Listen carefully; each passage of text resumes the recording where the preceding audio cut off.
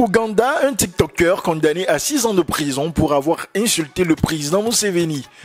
Un tribunal ougandais a condamné un jeune homme de 24 ans à 6 ans de prison pour avoir insulté le président et la première famille dans une vidéo publiée sur TikTok. Edouard Aweboa a été accusé d'incitation à la haine et de diffusion d'informations trompeuses et malveillantes à l'encontre du président Yoweri Museveni, de la première dame Janet Museveni et de son fils Muhoozi Kainerugaba, qui est le chef de l'armée. Le tribunal a également appris que M. Aweboa avait diffusé des informations abusives affirmant que le président Museveni augmenterait les impôts. Celui-ci a plaidé coupable et demandé pardon. Le magistrat président le tribunal a déclaré que bien qu'il ait demandé pardon, il ne semblait pas éprouver de remords pour ses actes et que les mots utilisés dans la vidéo étaient vraiment vulgaires.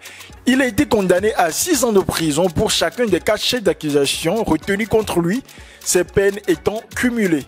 Les groupes de défense des droits dénoncent régulièrement les autorités ougandaises pour leur violation des droits de l'homme et de la liberté d'expression.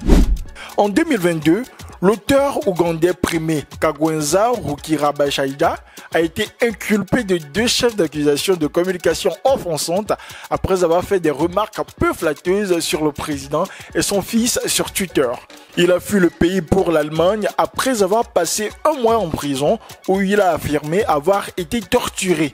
L'activiste et écrivaine Stella Nyanzi, également en exil, avait été emprisonnée après avoir publié un poème critique à l'égard de M. Museveni. En effet, le président Museveni est au pouvoir depuis 1986, soit 14 ans avant la naissance d'Aweboa. En 2022, il a promulgué une loi contre la liberté d'expression que les groupes de défense des droits ont critiquée, affirmant qu'elle visait à supprimer la liberté d'expression en ligne. L'année dernière, la Cour constitutionnelle a donc jugé inconstitutionnelle une section de la loi qui pénalisait les communications offensantes.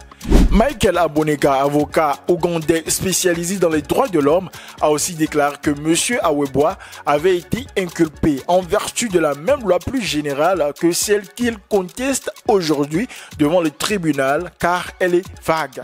Il a alors déclaré à l'émission Newsday de la BBC que le président et sa famille devaient s'attendre à être critiqués, sous quelque angle que ce soit, à moins qu'ils ne disent qu'ils vont arrêter tous les Ougandais qui les critiquent à tout bout de champ. Lomé Actu.